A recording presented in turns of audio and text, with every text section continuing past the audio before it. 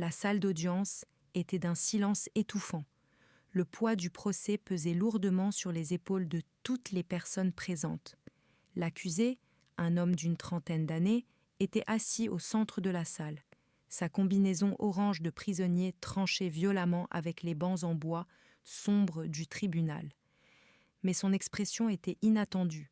Aucune peur, aucune panique. Il était calme, trop calme, comme s'il avait accepté son destin bien avant ce jour. Ses yeux perçants parcouraient la salle. Le juge Axel Lemoine, un magistrat expérimenté et redouté pour sa discipline de fer, siégeait en hauteur. Son marteau reposait lourdement dans sa main. Le procès s'était étalé sur plusieurs semaines et les jurés étaient sur le point de rendre leur verdict. Tout le monde dans la salle était persuadé du dénouement de cette affaire. Mais alors, l'impensable se produisit. Une voix douce trancha le silence de la salle d'audience. Il ne l'a pas fait. La salle entière se figea. Tous les regards se tournèrent vers la petite fille qui se tenait seule devant le tribunal. Emma Dubois, 8 ans, pointait directement son doigt vers l'accusé, Mathieu Bernard, qui la regardait avec de grands yeux, visiblement bouleversé. Une tension insoutenable s'abattit sur la pièce. Emma n'aurait pas dû être ici, du moins pas ainsi.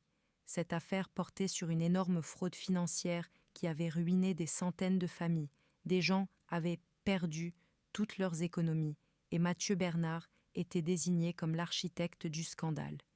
Les preuves étaient accablantes, les témoins avaient déposé, tout semblait indiquer qu'il était coupable. Mais maintenant, une petite fille se tenait là et ses mots faisaient trembler les fondations du procès. Emma ne tremblait pas, elle ne recula pas. Elle était comme un roc au milieu de la tempête. « Il ne l'a pas fait, répéta-t-elle, je peux le prouver. » La salle explosa en murmures fébriles. Les avocats échangèrent des regards nerveux. La procureure passa une main sur son front. Mathieu Bernard releva lentement la tête, fixant l'enfant avec un mélange d'incrédulité et d'espoir. Emma inspira profondément. Son regard balaya la salle avant de s'arrêter sur une silhouette au fond du tribunal. Puis elle parla. « C'est mon oncle. » Un frisson parcourut la salle.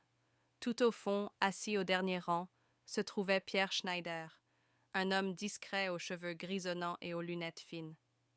Il avait toujours semblé calme, presque effacé. Mais maintenant... Emma releva légèrement le menton. Mon oncle a tout orchestré. Il a utilisé Mathieu pour que tout semble être de sa faute. Tous les regards se braquèrent sur Pierre Schneider. Soudain, il bondit de son siège. « Non, tu ne comprends pas, Emma. Tu ne sais pas de quoi tu parles, » s'écria-t-il d'une voix tremblante. Je voulais juste protéger la famille.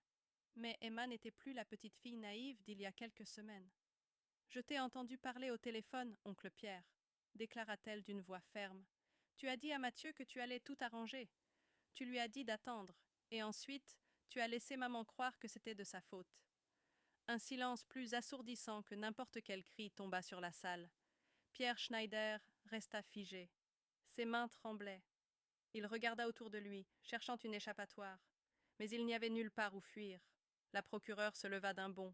« Votre honneur, au vu de ces révélations, je demande l'abandon immédiat de toutes les charges contre Mathieu Bernard. » Le juge Lemoine plissa les yeux, fixant Pierre Schneider comme s'il pouvait le transpercer d'un seul regard. « Monsieur Schneider, déclara-t-il lentement, vous êtes désormais suspecté de fraude aggravée et de manipulation d'un procès pénal. » Deux officiers de la police judiciaire avancèrent.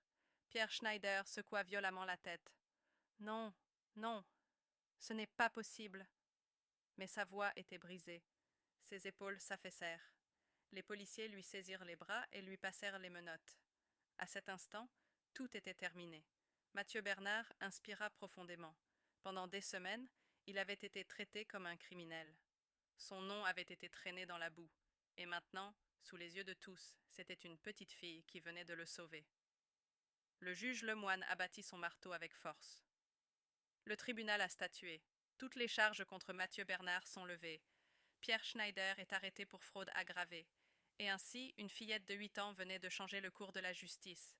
Alors que les gens quittèrent la salle, Emma se tourna vers sa mère et lui prit la main. « As-tu peur ?» chuchota sa mère. Emma secoua la tête. Non, pour la première fois, je me sens libre. Elles sortirent ensemble. Le soleil commençait à se coucher. Aujourd'hui, une bataille venait d'être gagnée. Aujourd'hui, une petite fille n'avait pas seulement sauvé l'avenir de sa famille,